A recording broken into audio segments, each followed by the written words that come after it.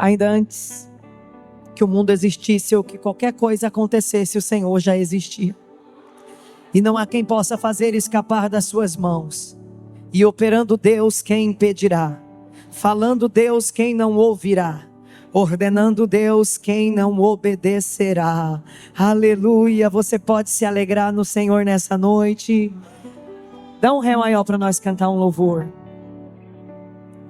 Eu sei quem eu sou, pois eu sei quem tu és. Na cruz do Calvário, minha vida mudou. Sou escolhido por te perdoar. Eu tenho um futuro,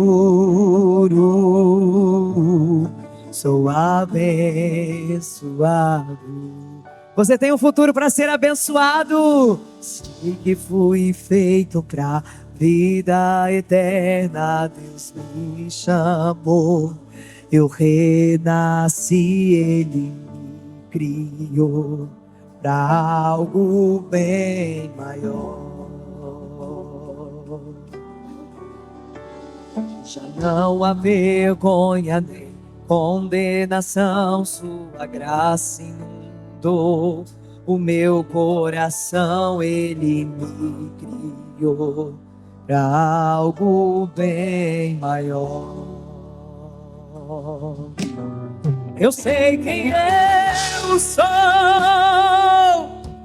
pois eu sei quem tu és. Na cruz do Calvário,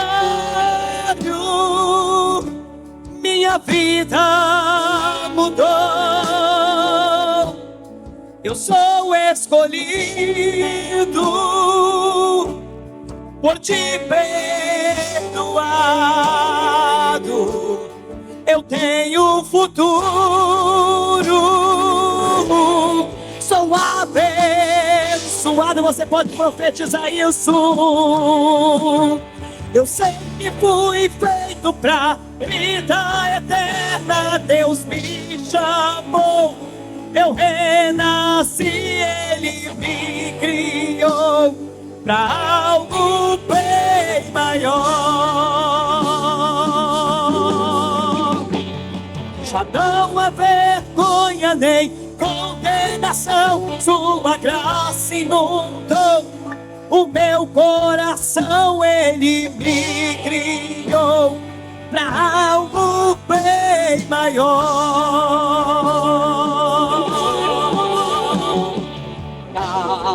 Aleluia, meu nome chamou, e com meu louvor. Aleluia, se um todo mudou, meu passado apagou.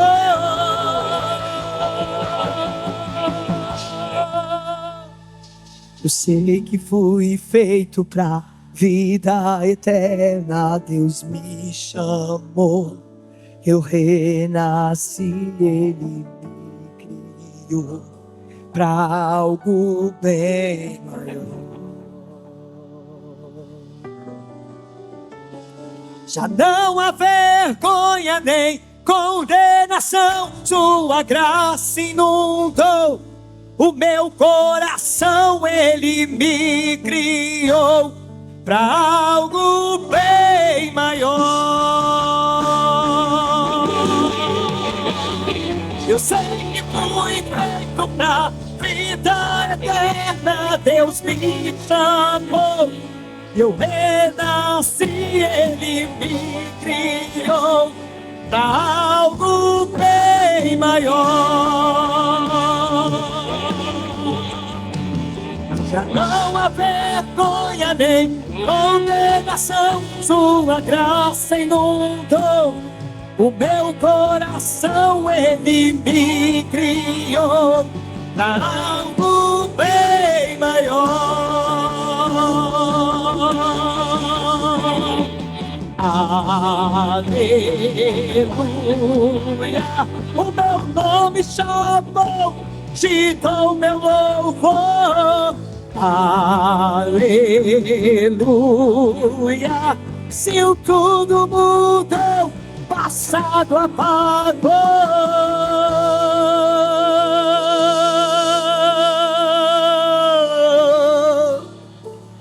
Você pode aplaudir Jesus com mais alegria. Glória a Deus. Deus é bom. Aleluia. Estava com saudade de pregar para vocês. Aleluia. Tem mensagem que eu só prego aqui. Verdade. Primeiro eu alimento os filhos com pão quentinho. E hoje eu quero compartilhar com vocês Salmo de número 139.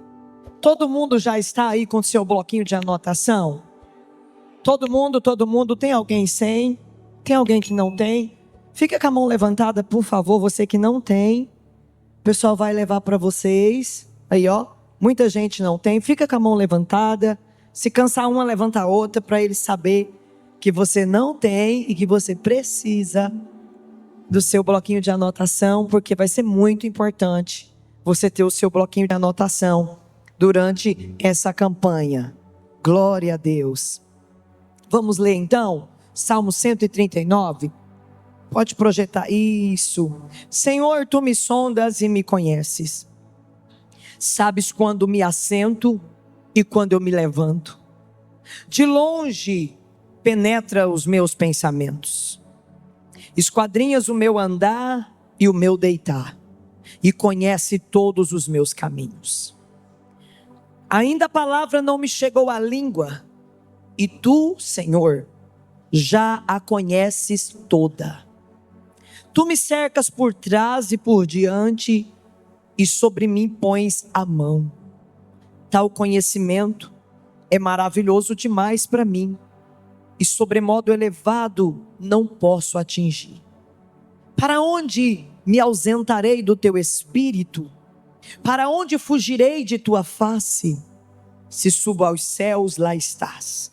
Se faço a minha cama no mais profundo abismo, lá estás também.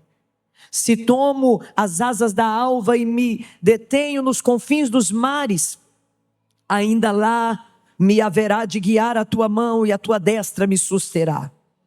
Se eu digo as trevas com efeito me encobrirão e a luz ao redor de mim se fará noite. Até as próprias trevas não te serão escuras. Já pensou, gente? As trevas para Deus é claridade. As trevas e a luz são para o Senhor a mesma coisa. Que coisa linda. Pois tu formastes o meu interior, tu me teceste no seio de minha mãe. Graças te dou, visto que por modo assombrosamente maravilhoso me formaste, e as tuas obras são admiráveis, e a minha alma sabe muito bem. Os meus ossos não te foram encobertos quando no oculto fui formado e entretecido como nas profundezas da terra. Os teus olhos me viram na substância ainda informe, e no teu livro foram escritos todos os meus dias. Diga comigo, no livro de Deus, Ele escreveu tudo sobre mim. Cada um deles descrito e determinado quando nenhum deles havia ainda. Que preciosos são para mim, ó Deus. São para mim, ó Deus, são os teus pensamentos, e como é grande a soma deles. Se os contasse, excedem os grãos da areia. Contaria, sem jamais chegar ao fim. Tomara, ó Deus, desses cabo do perverso. Apartai-vos, pois, de mim, homens de sangue. 21, isso, 20. Eles se rebelam insidiosamente contra ti, e como teus inimigos falam malícia. Não aborreço eu, ó Senhor, os que te aborrecem, e não abomino os que contra ti se levantam. Aborreço-os com ódio consumado, para mim são inimigos de fato. Sonda-me, ó Deus, e conheces o meu coração, prova-me e conhece os meus pensamentos. Vê se há em mim algum caminho mau, e guia-me pelo caminho eterno. Glória a Deus. Acredito que vocês usaram a versão NVI. Quando eu pedi para colocar durante a mensagem, por favor, coloca a versão Almeida Revista e Corrigida, ou Almeida Corrigida Fiel. Isso. Podei vos assentar. Glória a Deus.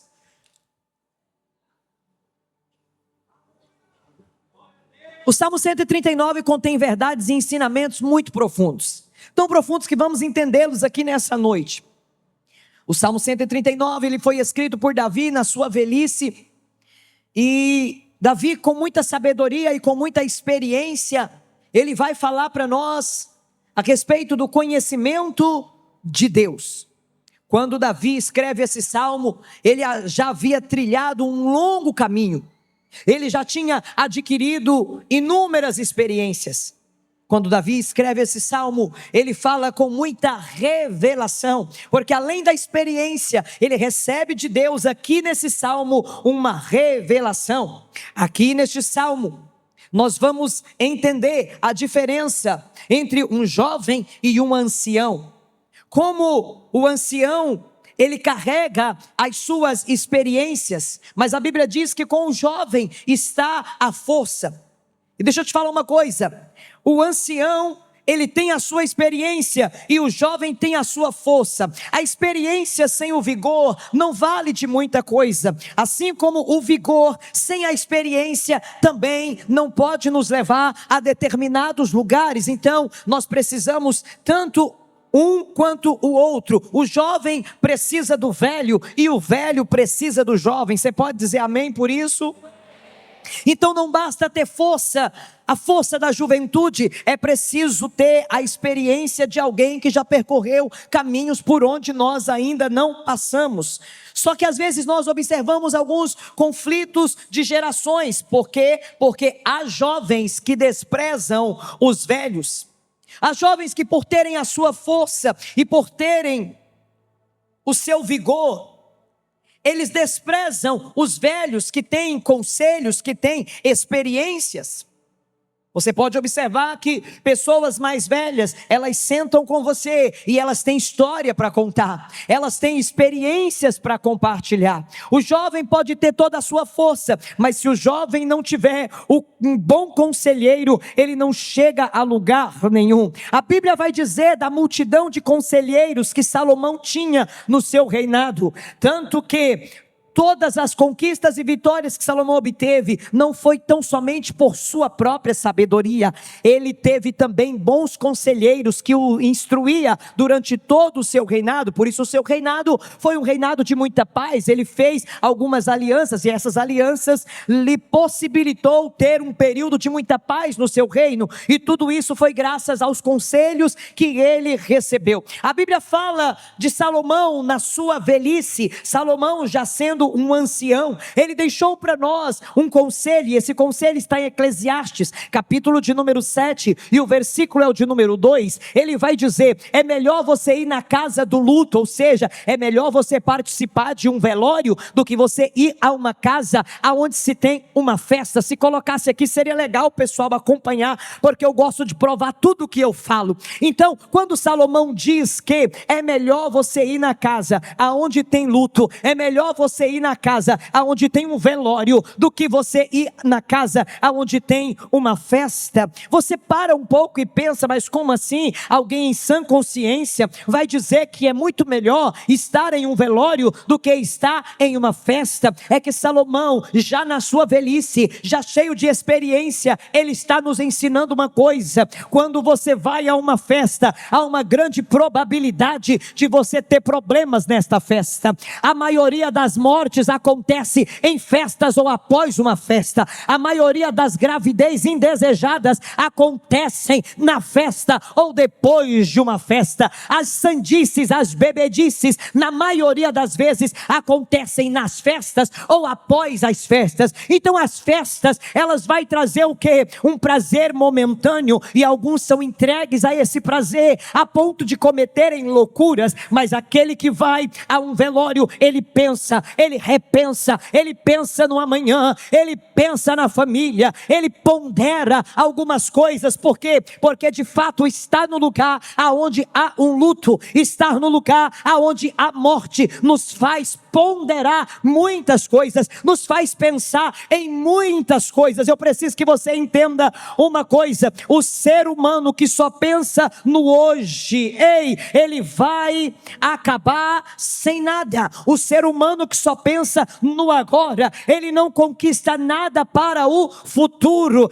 Essa história de que a gente só tem uma vida, aleluia, e a gente tem que viver ela hoje, já levou muita gente para a ruína, já levou muita gente para o buraco, pensando só no prazer do agora e se esquecendo que pode haver um amanhã. Por favor, aumente as luzes.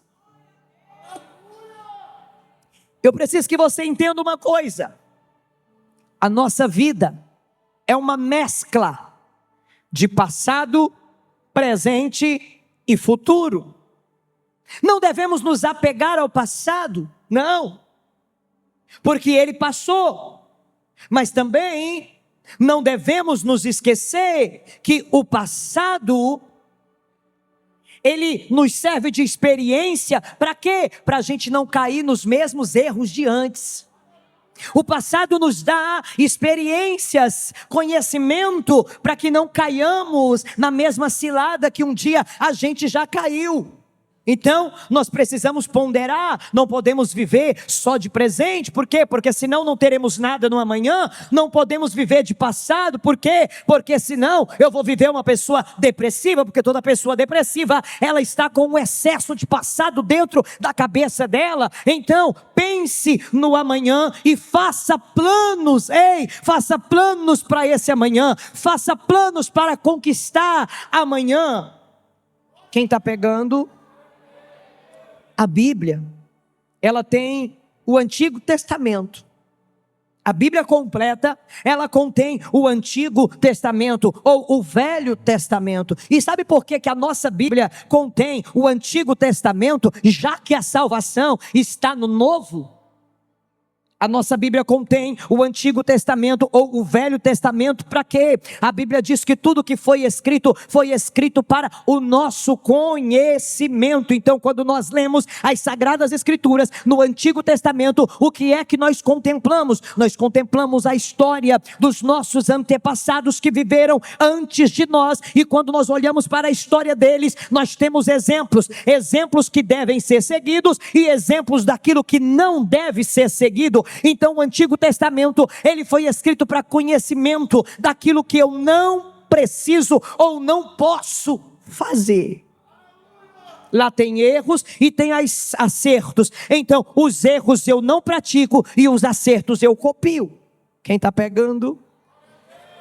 Quando nós lemos o Salmo 139, nós precisamos entender que Davi não estava apenas escrevendo uma poesia ou contando experiências de um ancião. Não, ele não estava só fazendo isso, ele estava registrando uma revelação revolucionária sobre a natureza de Deus. Todas as vezes que você lê o Salmo 139, você precisa ler com esse entendimento. O Salmo 139 é uma revelação revolucionária da natureza de Deus.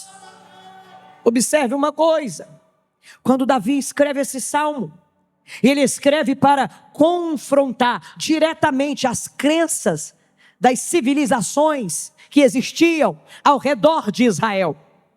Quando os babilônios e egípcios, cananeus, iam adorar, eles adoravam os seus deuses, deuses que eram limitados a territórios, deuses que eram limitados, não andava, tinha que ser carregado, deuses que eram limitados a ambientes específicos. Então quando Davi vem falar do seu Deus, do meu Deus, do nosso Deus, ele vai trazer uma revelação revolucionária. Por quê? Porque esse Deus é diferente. Esse Deus não é como o Deus dos egípcios, ele não é como o Deus dos babilônios, ele não é como o Deus dos cananeus, ele é um Deus diferente. Davi estava revelando um Deus que conhece o nosso passado, conhece o nosso presente e já está lá no nosso futuro. Ele está em cada lugar e em cada momento da existência humana. Davi vai revelar aqui para nós, aleluia, a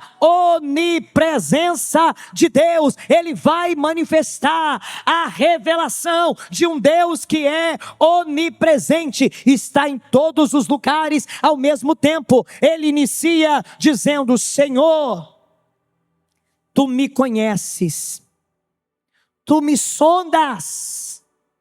Olha só, gente, tu me sondas e me conhece. A palavra conhecer ou sondar, aqui logo no início do verso 1, em hebraico é shakar, ou seja, nós traduzimos como sondar, mas em hebraico ela tem significado mais profundo. Ela significa escavar profundamente, investigar minuciosamente, conhecer por experiência. Quando ele está dizendo: Senhor, tu me sonda, Senhor, tu me conhece, ele está dizendo: Deus escavou profundamente, ele investigou minuciosamente. E ele conhece por experiência. Ei, arqueólogos explicam que esse termo usado, shakar, ele é usado por mineradores que escavam rochas, montanhas, em busca de metais preciosos, examinando cada camada.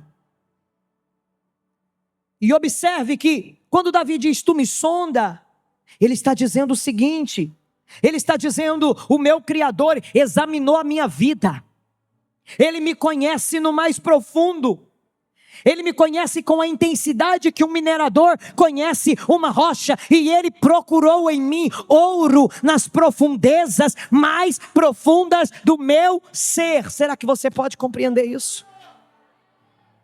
Ei, tem ouro que só Deus encontra em você.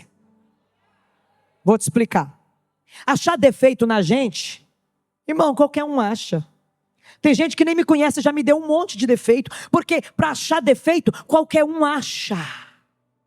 Mas o ouro que tem dentro de você, as coisas preciosas que tem dentro de você, só o seu Deus pode ver, só o seu Deus consegue detectar, só o seu Deus consegue encontrar. Ei, para encontrar preciosidade na gente, é só sendo um Deus poderoso que prescruta o mais íntimo do nosso ser, o mais íntimo da nossa alma. Ei, para achar defeito em você, tem gente que vai passar meia hora com você e já vai encontrar um turbilhão de defeitos, mas para achar as suas qualidades, para achar o ouro que tem aí dentro, tem que ter revelação de Deus. Aleluia, tem que ter revelação. Lembra de Jesus? Um dia ele chegou para os seus discípulos, e eu gosto por demais dessa passagem. Ele disse assim: ei, o que é que o povo está falando sobre mim?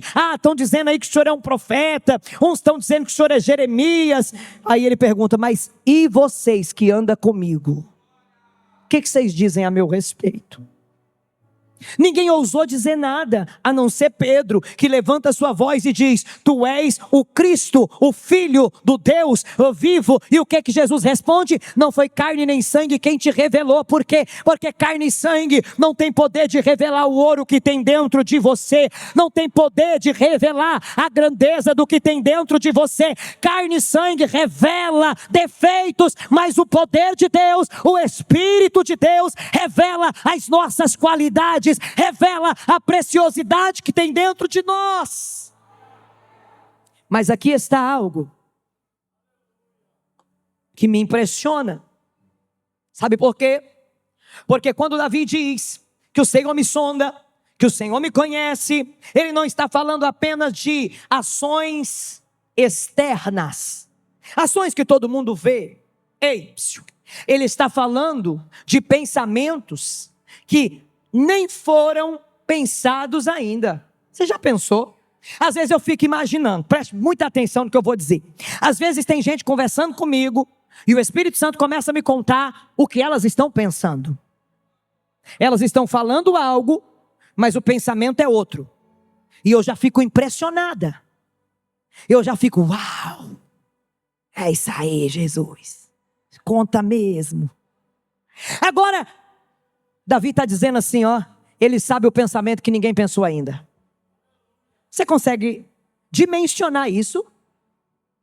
Se Deus revela para a gente um pensamento de alguém, agora o Salmo 139 está dizendo que o pensamento que ninguém pensou, Deus já sabe. Ei, vamos caminhar nessa palavra para nós entender um pouco mais da profundidade desse Salmo. Verso 2, tu sabes o meu assentar e o meu levantar. De longe entendes o meu pensamento. De longe entendes o meu pensamento. Ei, de longe entendes o meu pensamento. É um discernimento poderoso e em hebraico significa, em hebraico se diz bin, que significa discernir e compreender a essência. Discernir e compreender a essência. Preste muita atenção. Linguistas explicam que essa palavra, ela não apenas está falando de um conhecimento superficial, mas de uma compreensão profunda das motivações, dos desejos e das intenções, dos pensamentos. Para o povo daquela época, irmãos, acostumado com os deuses que precisavam ser carregados, amparados, essa revelação era absolutamente revolucionária, porque quando nós olhamos para o Salmo 115, por favor, projeta para nós. Quando nós lemos o Salmo 115, nós vamos ter uma noção do que eram os deuses daquele tempo. Não a nós, Senhor, não a nós, mas ao teu nome, glória por amor do teu nome, e por tua misericórdia e por tua fidelidade. Ele está dizendo, não dá glória para nós não, Senhor. Não é para nós essa glória, é para o teu nome. Verso 2. E pode prosseguir, porque diriam as nações perguntavam para Israel assim, ó, aonde está o Deus de vocês? Por que as nações perguntavam? Porque o Deus de Israel é invisível. O Deus de Israel não está em uma estátua, não. Ele não é feito de barro. Ele não é feito de gesso, não, ele não aceita esse tipo de coisa, porque não há quem se compare a ele, não há nada na terra que se iguale a ele, ele é espírito, ele não pode ser projetado. Então as nações que tinham lá os seus deuses, perguntavam para Israel, cadê o Deus de vocês? Aí eles diziam, nosso Deus está no céu. Ele faz tudo quanto lhe apraz, ou tudo quanto lhe agrada. Prossiga rapidamente, verso 5. Prata e ouro são, volta 4, prata e ouro são os ídolos deles, obra feita por mão de homens. Eles têm boca mas não fala, eles têm olhos mas não vê, eles têm ouvidos mas não ouvem, eles têm nariz mas eles não cheiram, eles têm mão mas não apalpa, eles têm pés mas não anda, um som algum sai da sua garganta, eles não falam com os seus adoradores. Tornem-se semelhante a eles os que os fazem e os que neles confiam. Verso 9, Israel confia no Senhor, Ele é o seu amparo, Ele é o seu escudo. Ó casa de Arão, confia no Senhor, Ele é o seu amparo, Ele é o seu escudo. Ó visão profética, confia no Senhor, Ele é o nosso amparo, Ele é o nosso escudo. Você consegue entender a dimensão de tudo isso? Porque que Davi, ele vai trazer minuciosamente a revelação do que esse Deus é capaz de fazer. Davi estava declarando que Deus não apenas sabe aquilo que nós pensamos, mas Ele entende os nossos pensamentos, e Ele sabe, irmãos, que às vezes nós pensamos em um contexto relacionado àquilo que nós vivemos. Ei, Davi estava dizendo, Deus sabe tudo o que você pensa e por que está pensando. Está pegando? Ele entende por que pensamos, e o contexto emocional, as feridas que nós sofremos moldaram os nossos padrões de pensamento. Olha que coisa. Por que uns pensam diferente dos outros, porque aquilo que a gente viveu, aquilo que a gente sofreu, modelou a forma da gente pensar, a forma da gente sentir. Tem gente que confia demais. É a forma com que a vida, o sofrimento, as conquistas, as perdas, tudo que lhe aconteceu, moldou para ela ser assim. E tem gente que confia de menos. Por quê? O padrão daquilo que ela viveu, daquilo que ela enfrentou, daquilo que ela sofreu, fez ela pensar assim. E Deus está dizendo, eu sei tudo, eu sei por que você pensa assim. Eu sei por que é que você se sente assim. Tem traumas que ainda não foram processados, digeridos, e por isso você pensa assim, e por isso você sente assim. Verso 5, tu me cercastes em volta, e puseste sobre mim tua mão. Quando ele diz, tu me cercastes em volta, a palavra hebraica para cercar, ou rodear, é tzur. Era uma palavra usada quando literalmente um exército cercava uma cidade. E quando um exército cercava uma cidade, significava que aquele exército que cercou aquela cidade tinha total controle sobre ela, tinha total controle sobre a entrada e sobre a saída de pessoas. E observe aqui que ele está dizendo que Deus tem total conhecimento interno. Por quê? Porque Ele nos cerca, Ele sabe tudo. Enquanto um cerco militar era para ameaçar, Deus está dizendo que cerca-nos para nos proteger. O cerco de Deus não é para te encurralar, o cerco de Deus não é para te amedrontar, o cerco de Deus é para nos proteger. Ele está dizendo, eu estou cercando você, não é para te aprisionar, é para te livrar do mal. Zacarias capítulo 2, versículo 5, está escrito que o Senhor Deus, Ele será uma muralha de fogo em nossa volta. Quando você entende esse versículo, quando você entende Salmo 139, você entende também porque das suas guerras estarem do jeito que está. Ei, o diabo só não conseguiu te tocar porque o Senhor é um escudo em volta de ti, porque o Senhor te protege. Irmão, deixa eu te contar um segredo que talvez você não sabia. Com a raiva que o diabo tem de você, se não fosse Deus ser um escudo à sua volta, ele já tinha te matado. Ei, com o ódio que Satanás tem de você, se não fosse o eterno Deus ser um escudo à sua volta, ele já teria destruído a sua vida. Então dê glória porque Deus está te guardando, dê glória porque tem proteção de Deus sobre a tua vida, dê glória porque tem proteção de Deus sobre a tua casa, dê glória porque você só não foi consumido, porque Deus não deixou. Essa é uma verdade que muda tudo quando nós enfrentamos as nossas batalhas espirituais. E agora nós vamos para o verso de número 13, e nós chegamos a um verso que fez cientistas modernos ter que citá-lo nesses últimos anos. Diz assim: possuístes o meu interior, teceste-me no ventre de minha mãe. Vou dizer de novo. Possuístes o meu interior, tecestes no ventre de minha mãe. Quando Davi escreve, tu teceste no ventre de minha mãe, a palavra hebraica para tecer é zakak, que significa entrelaçar, tecer como um bordado complexo. Presta atenção nisso. Tecer como um bordado complexo. Quem aqui já fez ponto cruz? Lembra do pet? Quem lembra do pet? Tem pet ainda, gente? Tem pet? Acabou o pet? Ih, geração de hoje sabe nem o que é o pet. Lá aprendi a tocar flauta, fazer ponto cruz, fazer crochê. Ocupava o pessoal. Esse pessoal que joga o dia inteirinho aí, pois é, antigamente eles tinham serviço. Eles aprendiam alguma coisa. Então quando ele diz, teceste no ventre de minha mãe, ele está dizendo de uma forma minuciosa, o Senhor foi lá bordando.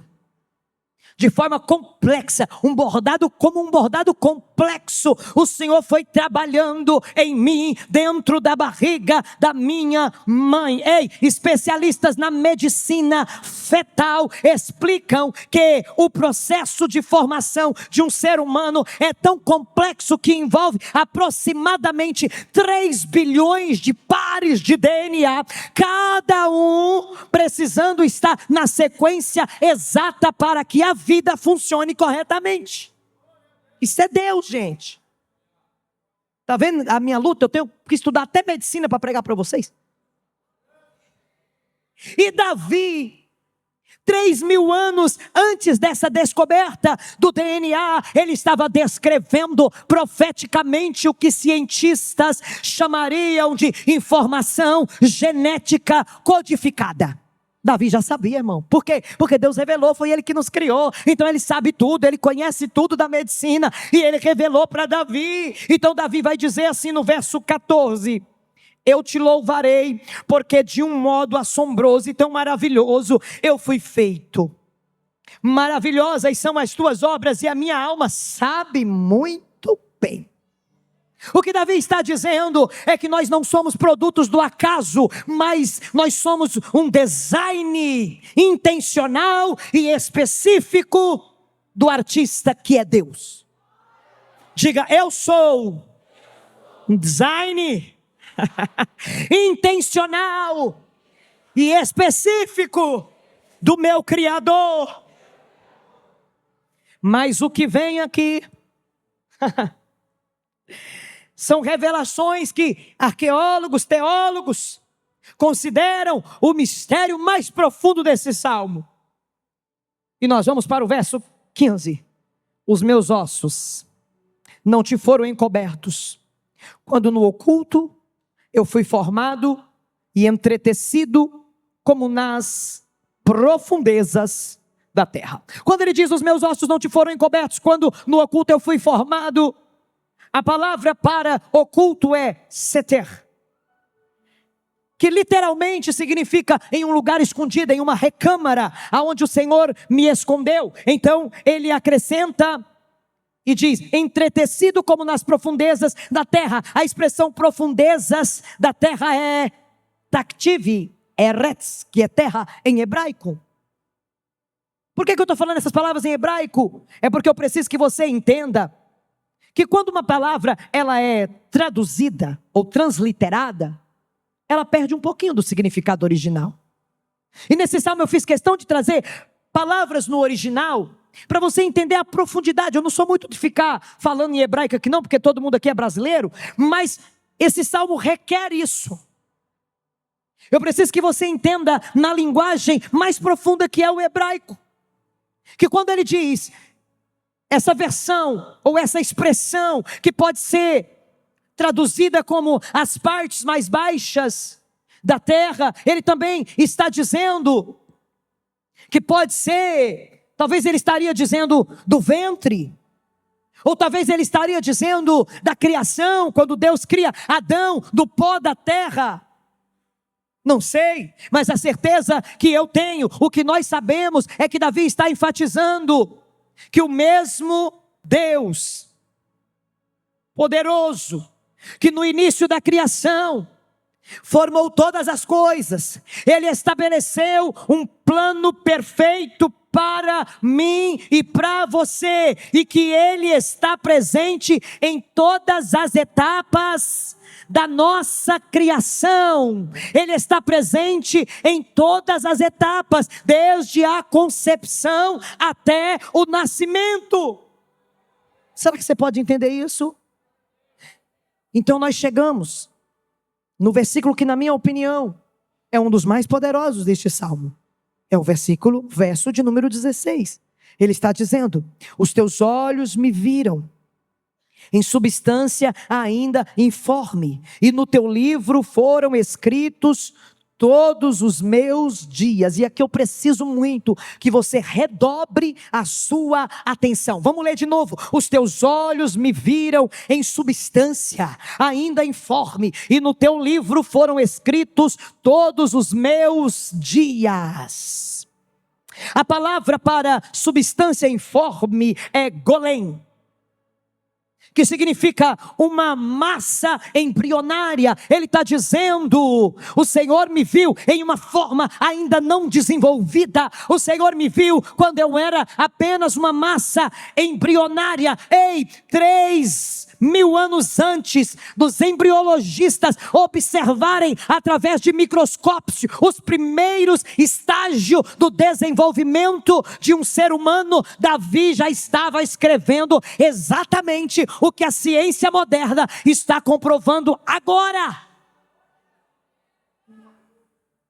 E o que ele escreveu? Ele escreveu o seguinte: existiu um momento em que nós éramos apenas uma massa de células, ainda sem forma, ainda sem definição, mas já continhamos dentro de nós o potencial daquilo que seríamos. E aqui está o que impressiona tanto teólogos quanto cientistas. Davi está dizendo que naquele estágio de massa embrionária, Deus já tinha um sefer. Pergunte o que é isso?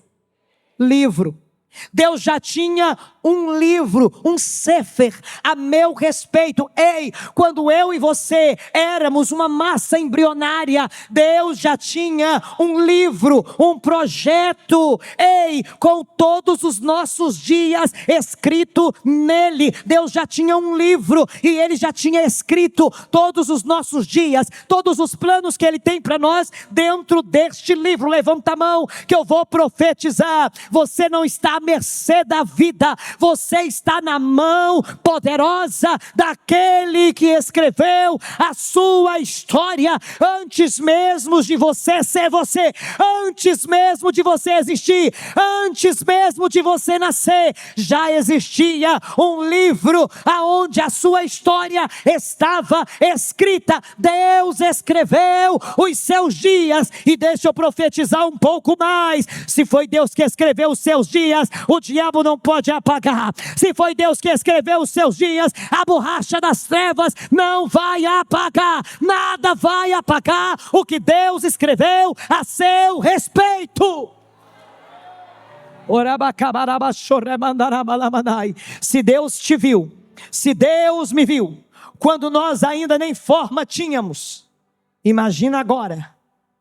Imagina agora, depois que você já foi moldado por Ele, amassado por Ele.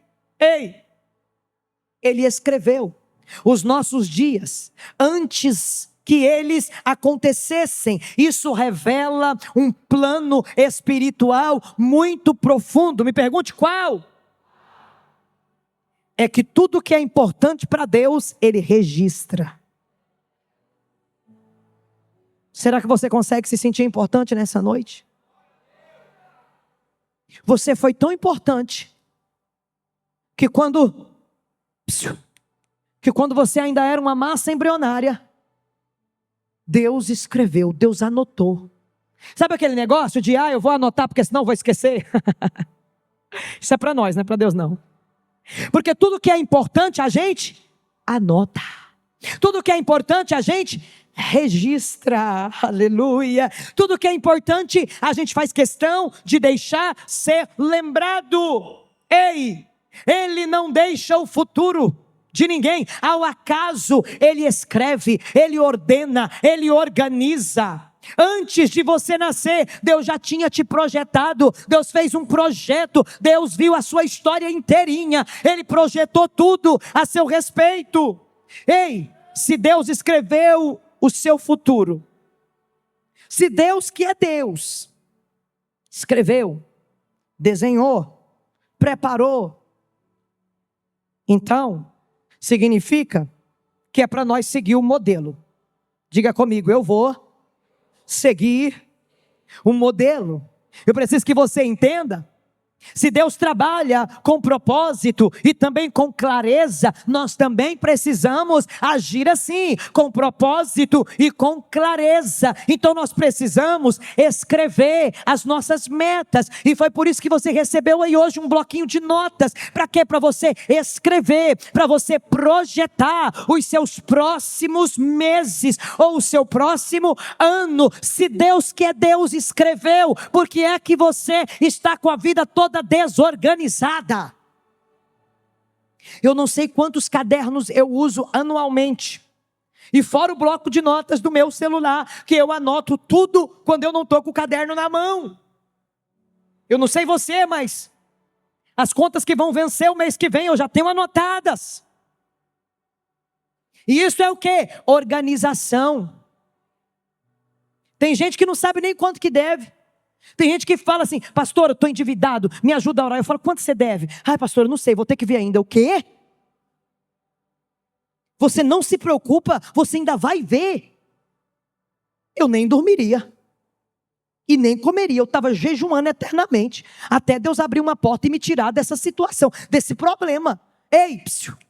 Se Deus, que é Deus, organizou tudo num livrinho, por que é que você fica nessa desorganização? Se Deus, que é Deus, que conhece tudo, que sabe tudo, ei, que não esquece de nada, que vê tudo, não precisa fazer cara feia para mim não, pega o caderninho aí, vamos anotar. Ei, vamos imitar a Deus.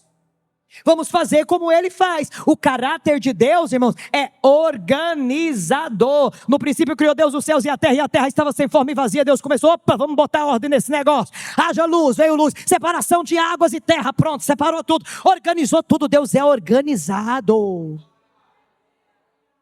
Deus gosta de organização. Meu Deus.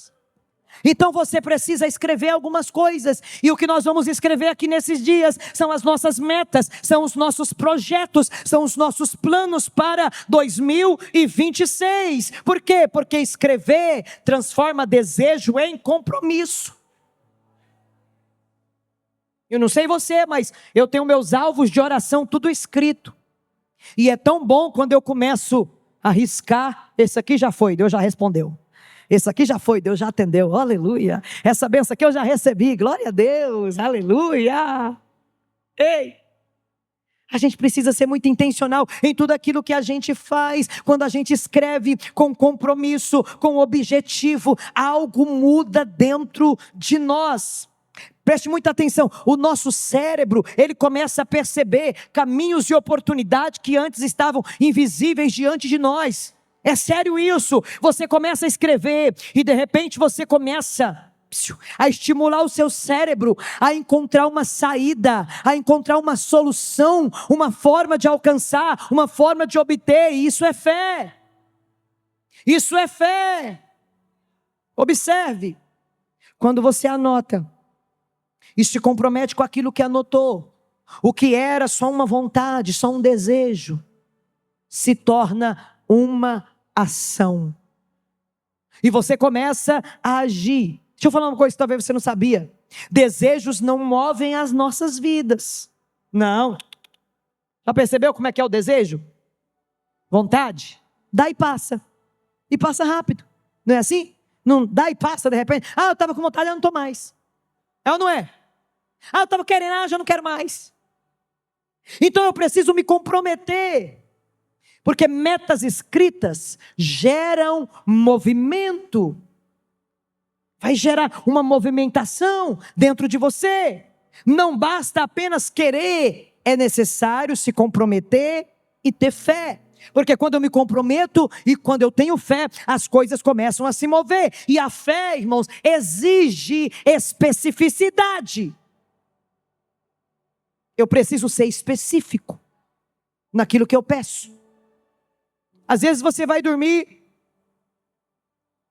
faz aquela oração xoxa: Deus me abençoa. Tá, com que benção? Qual delas?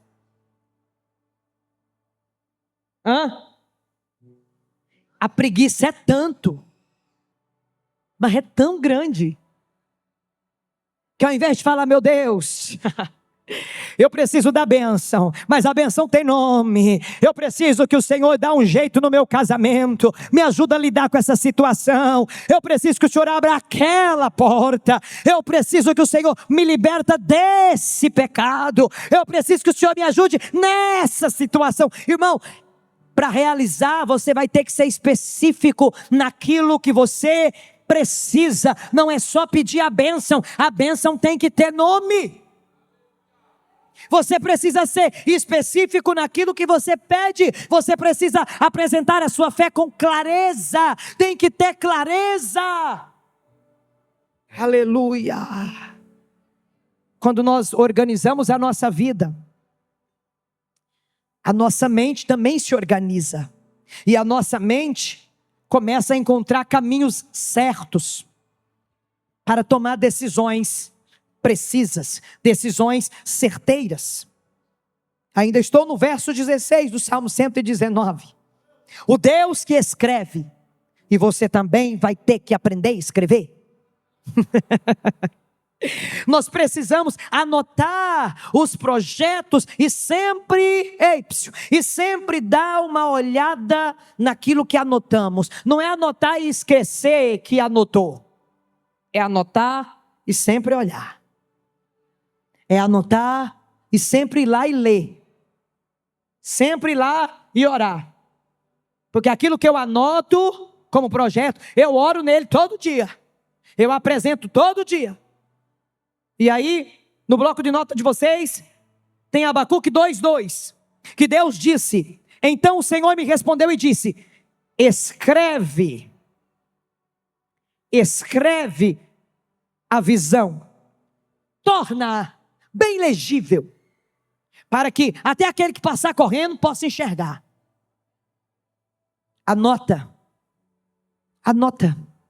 escreve, escreve, ele está dizendo, escreve a visão, de forma fácil. Tem gente que escreve tão embolado que depois nem ele sabe o que escreveu. Não, escreve bem legível, escreve bonitinho. Você não é médico. Escreve a visão de forma bem legível. Ele não disse pense, não. Ele não disse sonhe, ele disse escreve. Por quê? Porque o que é escrito ganha forma, ganha voz, ganha direção, ganha caminho. Quando a mente sabe exatamente aonde quer chegar, ela não desperdiça tempo e nem energia. É ou não é? Quem sabe aonde quer chegar, não desperdiça tempo, não desperdiça energia. Ei, para quem não sabe aonde quer chegar, já disse alguém que eu não sei quem, mas disse que qualquer caminho serve. Mas quem sabe aonde quer chegar, tem uma rota, tem um endereço aonde deve ir. Ei, quem sabe aonde quer chegar, não perde tempo. Lembra de Neemias? Neemias queria reedificar os muros de Jerusalém. Então ele chega, ele observa por 3 dias. No terceiro dia ele conta o plano, ele conta a visão. Olha, a minha visão é essa. Eu vejo os muros levantados e nós vamos reedificar esses muros. Bora lá, juntou o povo, começou a edificar. Os inimigos vieram para tentar atrapalhar e começaram a fazer-lhes convite e dizer, desce, vem aqui no Vale de Ono, vamos congregar aqui, vamos fazer um jantar, vamos ter comunhão. Ele disse, eu estou fazendo uma grande obra, eu não posso perder tempo, eu não posso perder a minha energia, eu preciso terminar aquilo que eu comecei. Quem tem meta estabelecida não perde tempo, não desperdiça tempo, não para para conversar, para perder a sua paz. Não, quem tem um objetivo definido só vai, aleluia, só continua, não fica gastando a sua energia, não fica gastando o seu tempo. Ei, se você quer viver um 2026 de vitória, você precisa aniquilar muitas coisas da sua vida, coisas com as quais você vem perdendo o seu tempo, coisas com as quais você vem perdendo a sua energia. Um dia desse uma irmã me disse, tinha uma irmã na minha frente falando mal da senhora. Irmão, não perguntei nem o que falou, porque não me interessa. Não perguntei, não me interessa. Não me interessa, não quero saber, não vou perder minha energia. Eu perder minha energia, eu perder minha paz, querendo saber o que falou. Não quero saber não, o problema é de quem falou. problema da boca maldita que falou, sabe por quê? Porque todo dia eu oro, Senhor, eu amaldiçoo toda boca que fala mal de mim. Está tudo certo. Está tudo certo. Ai, pastor, Deus mandou orar pelos inimigos. Pois eu não estou orando não, estou amaldiçoando. A hora que eu me converter, eu oro. Deixa isso aí com Deus, que na hora certa Ele vai fazer a obra. Todo dia eu oro, Senhor, eu amaldiçoo, eu destruo toda a língua maldita que fala mal de mim, que me calunia. Pronto, está tudo certo. Está tudo certo, irmão. Não quero nem saber. Eu não vou perder minha energia. Eu tenho um lugar para chegar. Eu tenho, no meu GPS tem uma rota e eu tenho que chegar lá. Quando você coloca lá no seu GPS o lugar que você quer chegar, ele vai mostrar para você o tempo que você precisa para chegar lá. Ele vai calcular o trânsito. Ele vai calcular se tem um pare-siga no caminho, ele vai calcular tudo e vai dizer, tal hora você tem que chegar. Nós temos dia e hora para alcançar a vitória, e eu e você não podemos parar, não podemos perder a nossa energia, não podemos ficar gastando a nossa energia, porque senão não vamos conseguir chegar em lugar nenhum. Aleluia. Quando você sabe aonde você quer chegar, e você sabe que você tem que chegar, você não perde seu tempo, nem a sua energia com coisas que não te edificam. E isso é conselho para 2026, porque teve gente que começou 2025 a todo vapor, fazendo planos, mas não escreveu nada, não se comprometeu com nada, e passou o ano, olha aí, olha nós já em dezembro, e nada aconteceu, nada mudou. Mas se você ouvir esses conselhos, eu tenho certeza que haverá uma mudança revolucionária sobre a sua vida. Quando você escreve, você se torna o gerente da sua profecia, porque escrever é profetizar. Toda vez que você escreve o seu futuro, você está profetizando. Você está declarando, determinando. E aí você está sempre revisitando aquela escrita, olhando para aquela escrita, enchendo o teu coração de esperança. Aleluia! Um escritor disse que objetivo definido já é metade alcançado. Pegou? Objetivo definido já é metade alcançado. Já alcançou a metade. Está definido, já alcançou a metade. Aleluia! Tem coisas na minha e na sua vida que, se a gente não se posicionar em fé, elas não vão acontecer. Se você for esperar o recurso chegar para fazer, não vai acontecer. Você precisa ser ousado, ser ousada, se posicionar, apresentar para Deus a tua causa e dizer: eu não posso, mas tu pode. Eu não tenho, mas tu tem. O meu braço é curto, não alcança, mas a tua mão pode pegar para mim. Faz alguma coisa, Jesus. Oh, aleluia. O diabo, irmãos, não teme os seus desejos, mas ele teme as tuas metas. Que desejo todo mundo tem, eu já disse que dá e passa muito rápido. Mas quando você tem meta, irmão, o diabo fica preocupado. Porque ele sabe que ninguém para um homem e uma mulher que tem meta, um homem e uma mulher que está decidido a alcançar, um homem e uma mulher que está decidido a vencer. Ele sabe que ele não pode parar esse tipo de gente. Gente que está obstinada a alcançar, gente que está obstinada a vencer, gente que está obstinada a chegar em lugares que jamais imaginou chegar, gente que está obstinada a alcançar o que jamais pôde alcançar. Aleluia!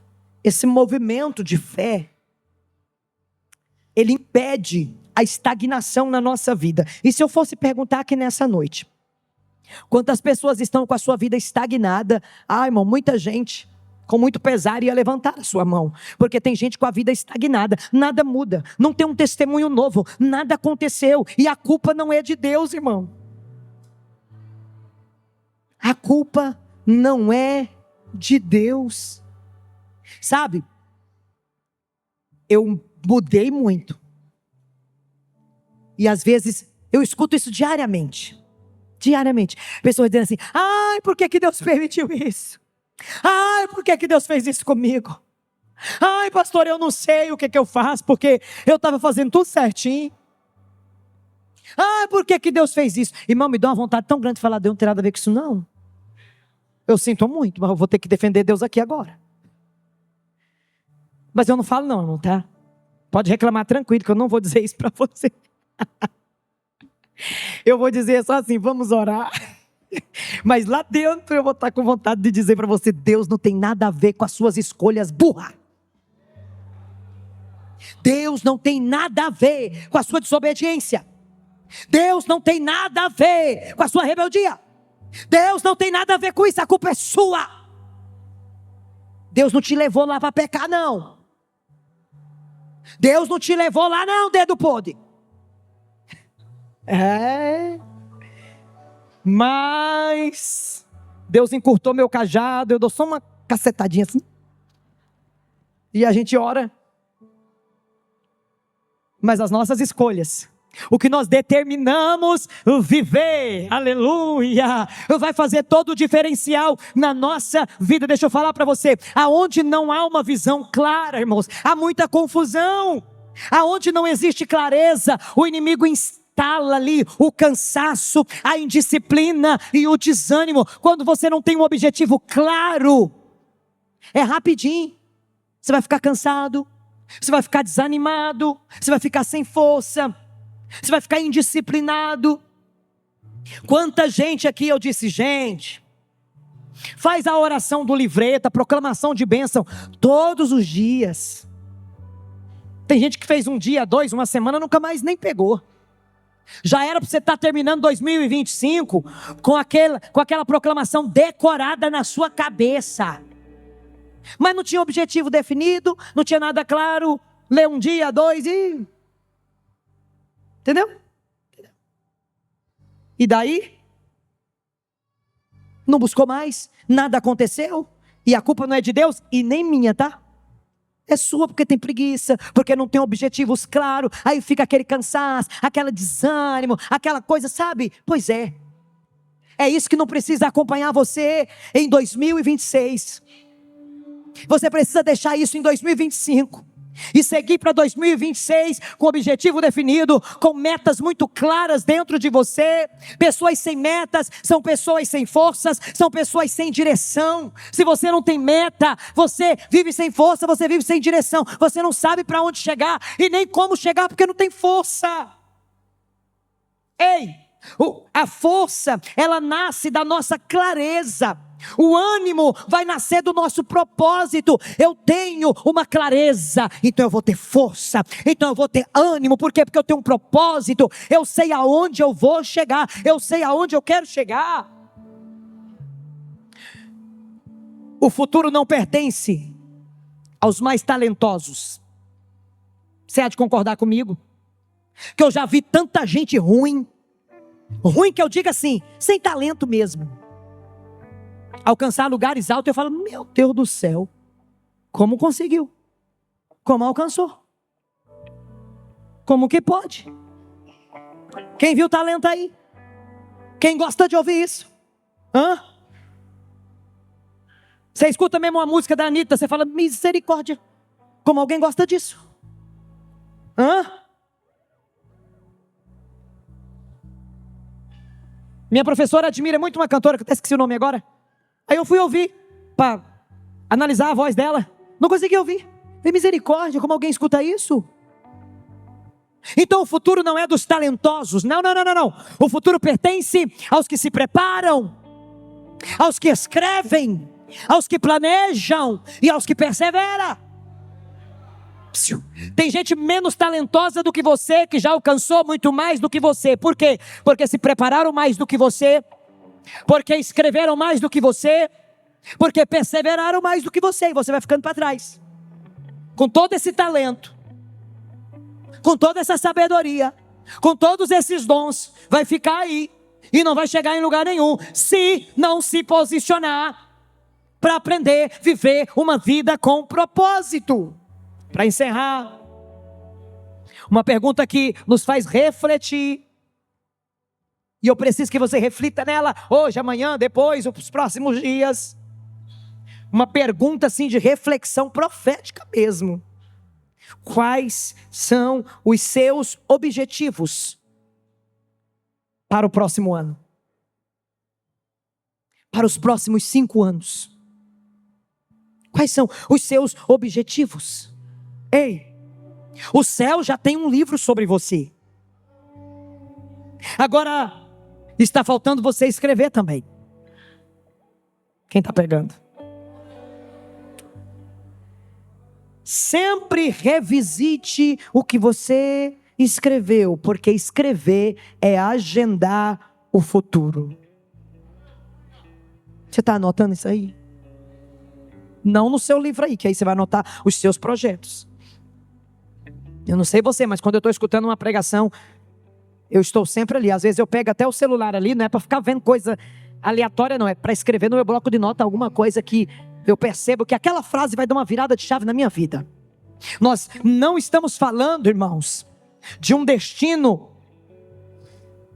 fatalista. Não. Eu estou falando de uma vida de propósito intencional.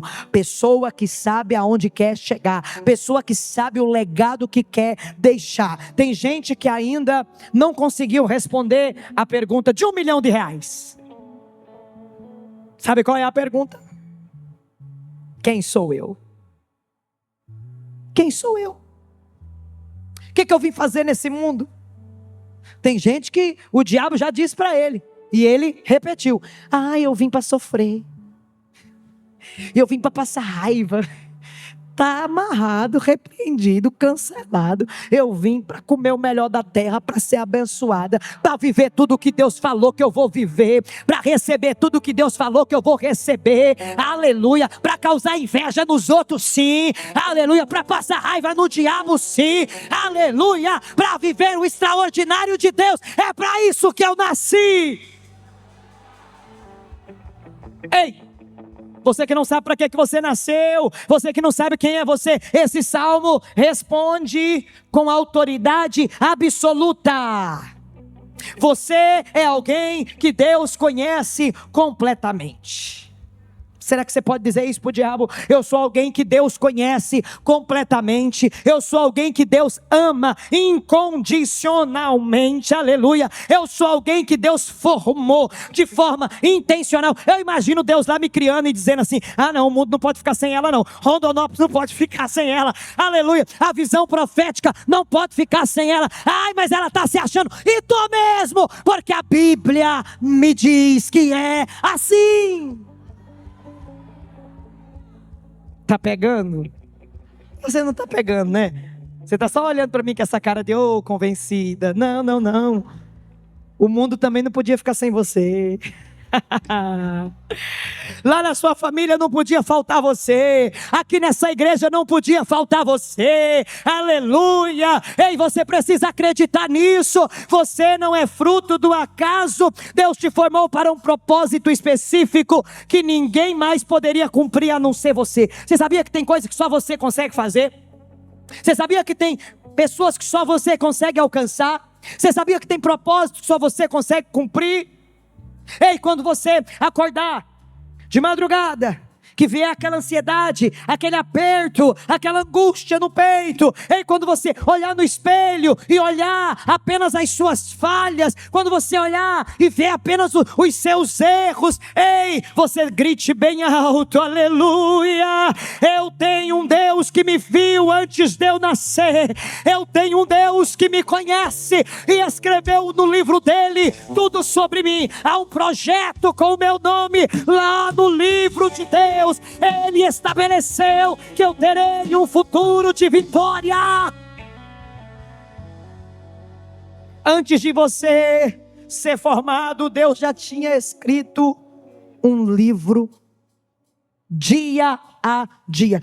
Cada dia Ele foi escrevendo a teu respeito. Todos os seus dias foram escritos nesse livro. Isso não significa que você não tem livre-arbítrio ou que os seus erros não tenham consequências. Não. Isso significa que em sua onisciência, Deus viu cada escolha que você faria, cada queda que você sofreria, cada vitória que você conquistaria. E mesmo assim, Ele decidiu que valia a pena te criar. Ele decidiu que valia a pena, aleluia, Ele arabacataraia, pagar o preço por você, mesmo você sendo quem você é e do jeito que você é isso que esse salmo está revelando. Então comece a se valorizar, porque você tem um Deus que te valorizou, mesmo antes de você ser formado. Ei, pare de buscar validação aonde Deus não disse que você encontraria. Deus nunca disse que nós encontraríamos validação nos homens. Ele disse: se perseguiram a mim, vai perseguir vocês também.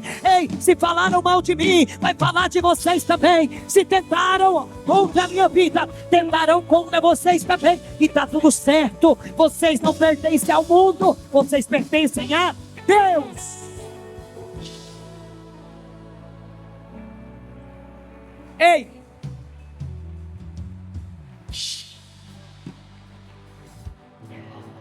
Deixa eu te contar uma coisa que talvez você não sabia. Não é o número de seguidores na rede social que define o seu valor. Até porque 90% dos pessoal que segue a gente segue para cuidar da nossa vida, mas nos odeia. Ai, pastor, eu pensei que meu seguidor me amava. Ama não. Só 10% te ama. Só 10%. E os outros 90% te odeia. Fica lá cuidando de cada postagem para ver se você vai postar uma coisa de derrota. Mas ainda bem que o povo é sabido, só posta coisa boa. Não dê a eles o gostinho. Te ver chorando. Não. Posta coisa boa mesmo. Comendo, se divertindo, isso mesmo. Ei! Deixa eu dizer uma coisa para você. Não é o número de seguidores. Não é o número de curtida. Não é a opinião alheia. Não é os seus fracassos ou as suas vitórias que definem o seu valor. Não. Você foi valorizado no momento em que Deus decidiu investir toda a sua criatividade e seu infinito amor no processo da tua criação. Lá foi definido o seu valor. Quando situações quiserem te fazer pensar que você está sozinho, lembre-se também do Salmo 139. Para onde me irei do teu espírito? Se subo ao céu, o Senhor está. Se eu desço ao mais profundo do abismo do inferno, o Senhor lá está também. Não tem um lugar onde Deus não esteja com você. Não tem abismo tão profundo que Deus não possa te ver lá. Ah, meu Deus, não existe nenhum lugar físico ou emocional ou espiritual, geográfico, psicológico, onde Deus não te encontra. Em todos os lugares Ele te vê, nas montanhas mais altas de suas vitórias ou nas profundidades mais profundas de sua depressão. Ele está lá. Ele está lá. E este mesmo Deus que te conhecia desde o ventre, Ele escreveu os seus dias. Eu preciso que isso fique enfatizado na tua cabeça. Ele sonda os seus pensamentos. Ele entende as suas motivações mais profundas. Esse Deus te ama tanto que Ele enviou o seu Filho para morrer por você. Jesus Cristo não veio para salvar uma versão idealizada da humanidade, não. Ele veio buscar e salvar o que estava perdido. Os sãos não precisam de médico, é gente doente, é gente problemática, é gente atribulada que Ele veio salvar. Ele veio libertar gente cheia de defeito, gente cheia de falha, gente cheia de fracasso. Ele veio salvar esse tipo de gente. E a cruz foi a prova definitiva de que Deus não apenas conhece você completamente, não, mas Ele te ama incondicionalmente. Você pode dar um glória por esse amor. Ele não só te conhece completamente, como Ele te ama incondicionalmente. Eu gostaria que você ficasse de pé.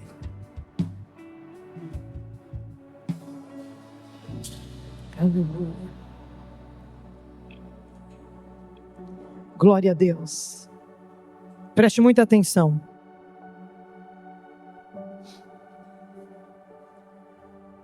Eu preciso que você se comprometa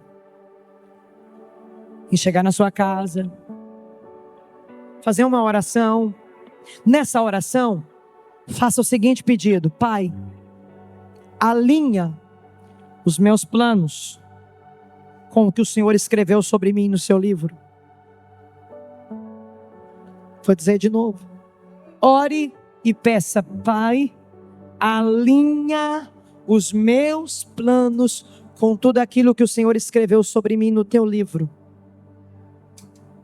E aí, depois de fazer uma oração, você começa a escrever as suas metas, os seus alvos a serem alcançados nos próximos dias, nos próximos meses, nos próximos anos.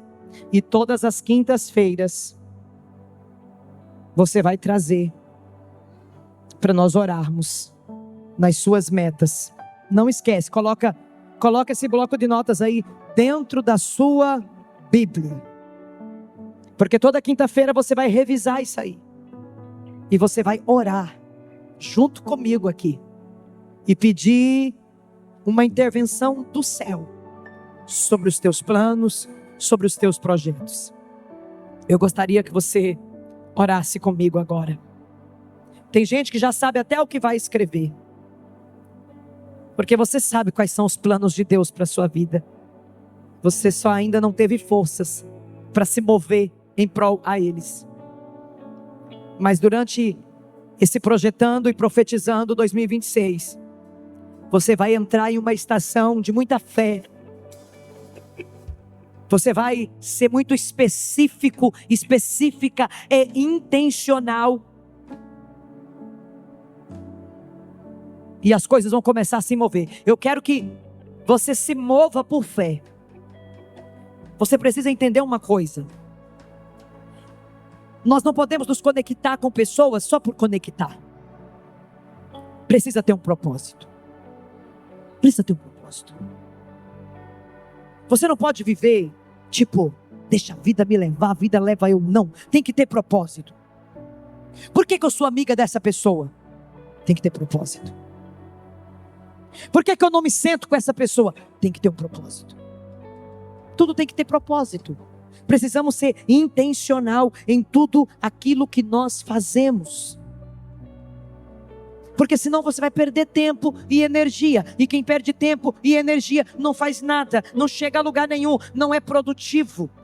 Tem muita gente ocupada e não fazendo nada. Já pegou isso? Quem já se encontrou assim? Ocupado e não fazendo nada. Ocupado, tem tempo para nada, também não faz nada. Está ocupado e não faz nada. É o diabo, irmão, te distraindo, te entretendo. Tem hora que o diabo deixa a gente assim tão abobado, hipnotizado, que a gente fica o dia todo ocupado e não faz nada. Eu conheço gente assim. Mas nós vamos orar agora. Nós não vai deixar ninguém distrair a gente, não. Sansão tinha um objetivo, ele precisava destruir os filisteus. Mas ele se distraiu com Dalila. Ele deu os olhos e depois a vida. Distraiu demais. Se você se distrair, na tua lápide vai estar escrito jaz. Alguém que se distraiu e não fez nada. Mas se você não se distrair, tua memória vai falar pelos séculos dos séculos.